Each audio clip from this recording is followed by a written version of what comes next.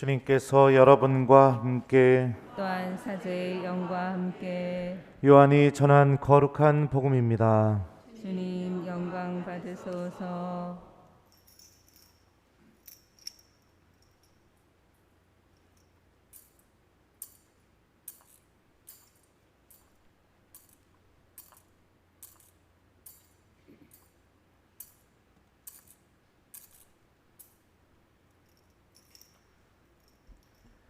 그때 예수님께서 제자들에게 말씀하셨다. 내가 너희에게 할 말이 아직도 많지만 너희가 지금은 그것을 감당하지 못한다. 그러나 그분 곧 진리의 영께서 오시면 너희를 모든 진리 안으로 이끌어 주실 것이다. 그분께서는 스스로 이야기하지 않으시고 들으시는 것만 이야기하시며 또 앞으로 올 일들을 너희에게 알려주실 것이다.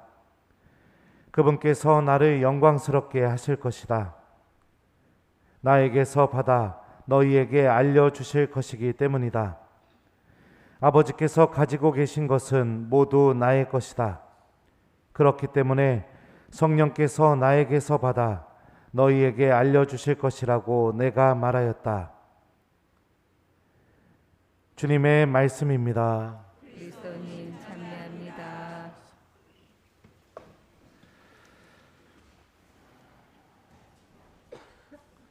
오소서 성령님,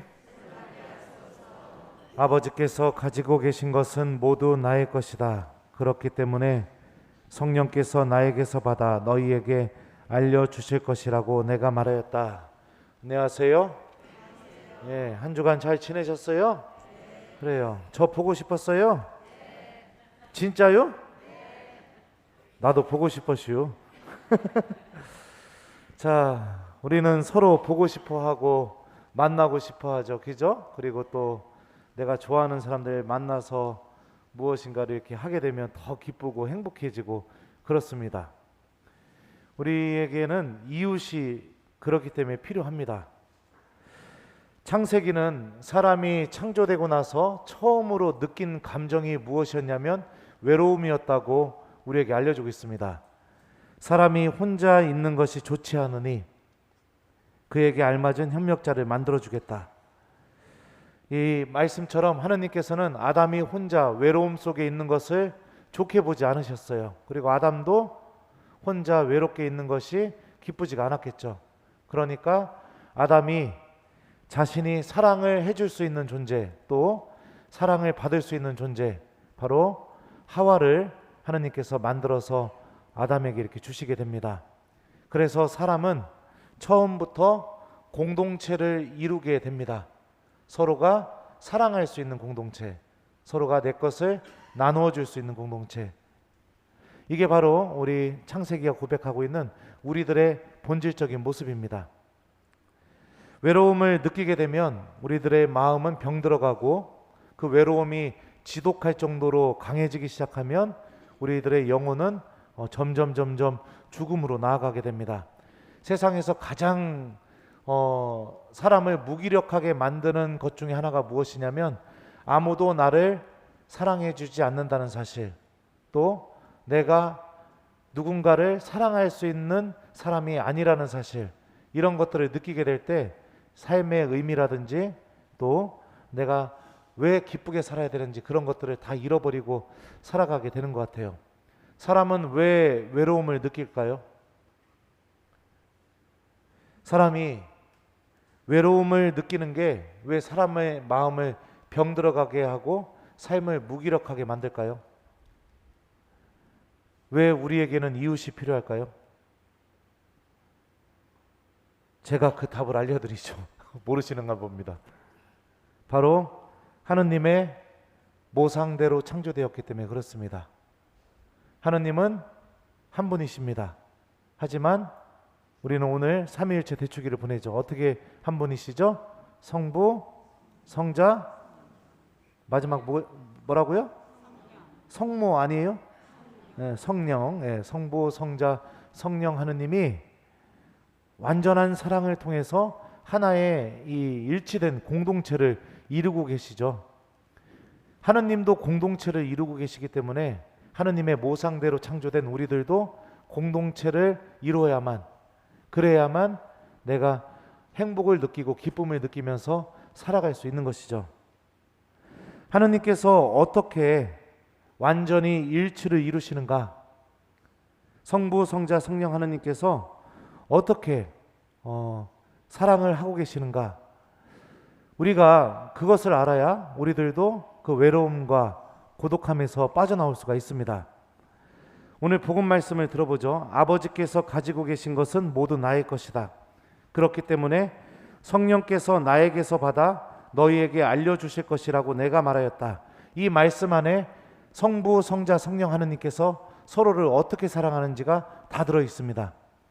아버지 성부 하느님께서는 자신이 갖고 있는 모든 것을 누구에게 주십니까? 예수님에게 주시죠. 성자 예수님에게 다 내어주십니다. 또 성자 예수님께서는 자신이 갖고 있는 모든 것을 누구에게 주시나요? 성령 하느님께 주시게 됩니다. 그리고 성령 하느님께서는 성부, 성자 하느님을 통해서 받은 모든 것을 우리에게 나누어주고 계십니다.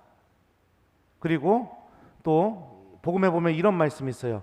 그러나 그분 곧 진리의 영께서 오시면 너희를 모든 진리 안으로 이끌어 주실 것이다.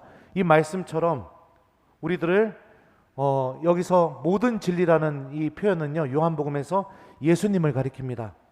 그러니까 진리의 영께서 오셔서 모든 것을 우리에게 주시지만 우리가 예수님 안으로 다가갈 수 있게 해주는 거죠. 그러니까 성령 하느님께서는 결국에는 자신이 받은 모든 것을 다시 예수님께 돌려드리는 그런 모습을 보여주고 있습니다.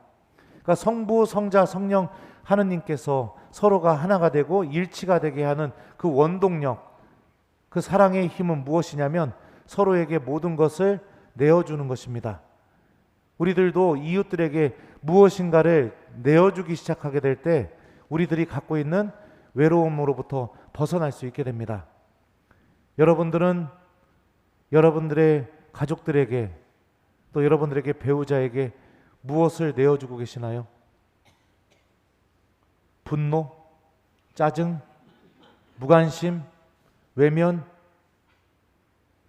만약에 그런 것들을 내 배우자에게, 내 자녀들에게 내어주고 있다면 여러분들 옆에 있는 사람, 같이 먹고 자고 하면서도 살아가고 있는 바로 그 사람, 나랑 있으면서도 지독한 외로움 속에서 살고 있는 겁니다. 나랑 있어도 너무나 외로워서 삶의 의미가 없어진 채로 마지못해서 살고 있는 겁니다.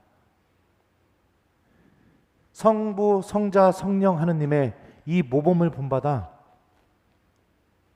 여러분들도 하느님에게서 받은 것을 내어주시길 바랍니다.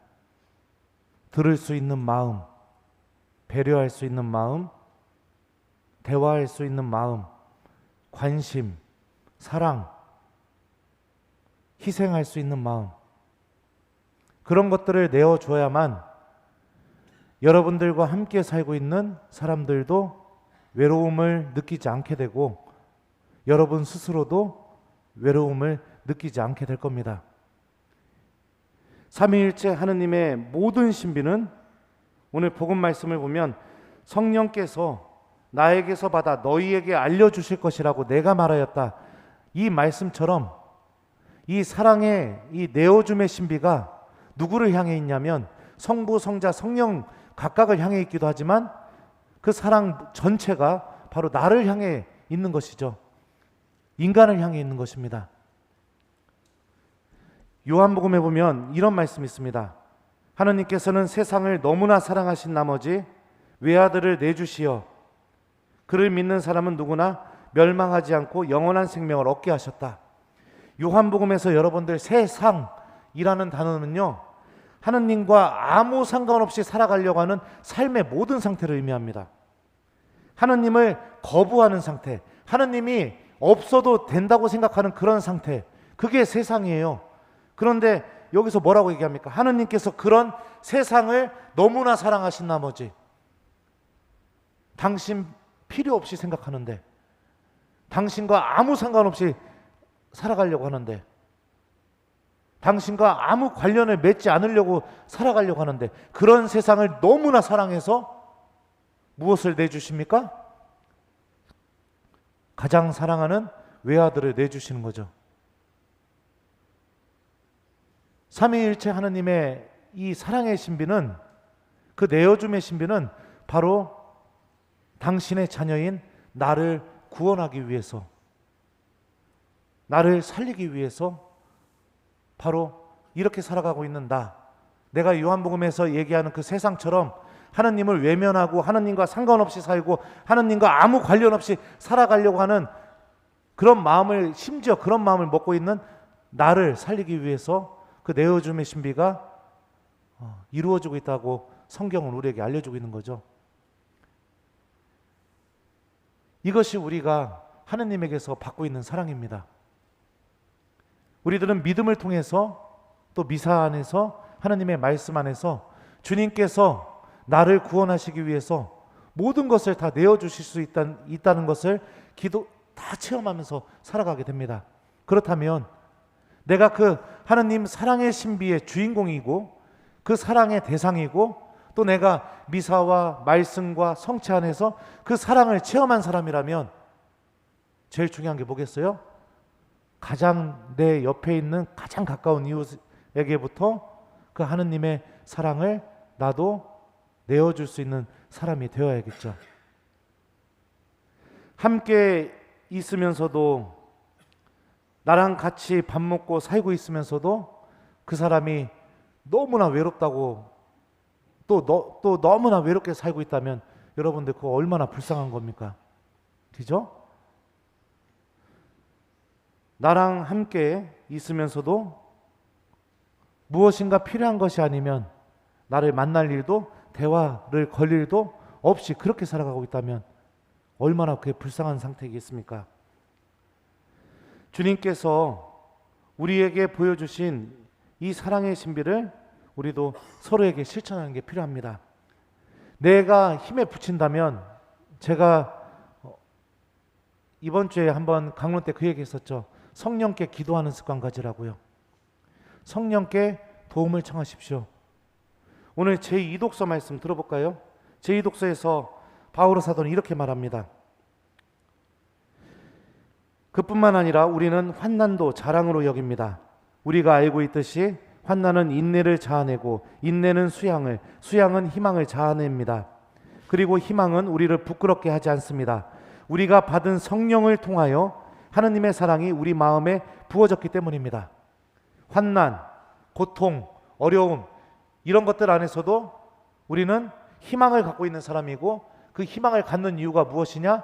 성령께서 끊임없이 내 마음 안에 하느님의 사랑을 부어주고 계시기 때문에 이라고 바오로 사도가 이야기하고 있죠. 그러니 우리가 삼위일체 하느님의 이 사랑의 신비를 서로에게 실천하고, 또 나도 그 삼위일체 하느님의 그 사랑의 신비를 체험하려면 성령께 끊임없이 도움을 청하고, 또 성령께서 나와 함께 계시다는 믿음과 함께 살아가는 삶의 자세가 정말로 필요합니다. 성령께서는 우리가 하느님 안에서 사랑받고 있는 자녀라는 것도 알려주실 것입니다. 끊임없이 우리들 마음 안에서 예수님의 말씀이 생각나게도 해주실 겁니다. 이거 성령 강림 대축일 때 복음이었었죠. 그리고 어떻게 기도해야 될지 모르는 나를 위해서도 끊임없이 기도해주고 계십니다. 그런 성령께 도움을 청하면서 나와 함께 살아가고 있는 사람들에게 내가 삼위일체 하느님의 사랑을 실천할 수 있는 그런 용기와 힘과 은총을 달라고 청해 보셨으면 좋겠습니다.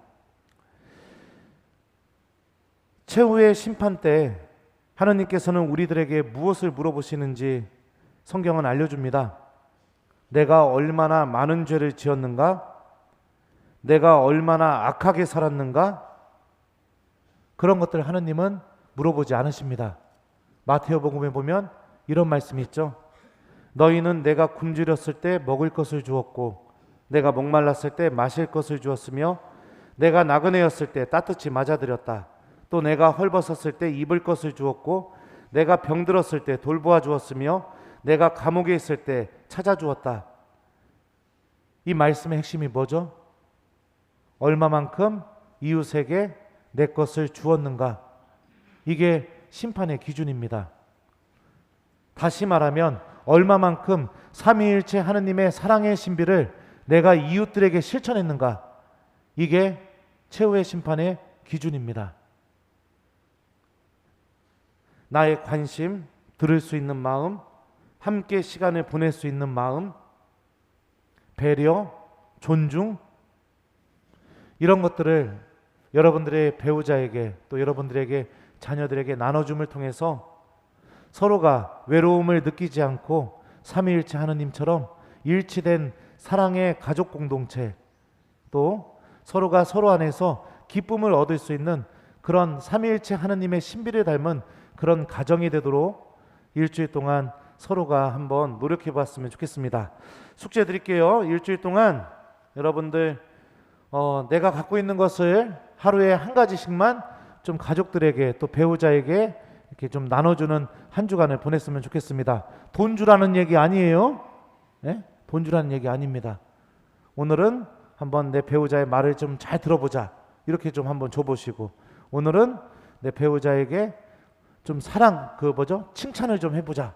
이런 마음도 좀 줘보시고, 오늘은 내 배우자에게 사랑한다고 말해보자. 이런 마음도 좀 줘보시고, 하루에 한 가지씩만 좀 내가 갖고 있는 것을 좀 내어주는 그런 한 주간을 좀 보내보셨으면 좋겠습니다.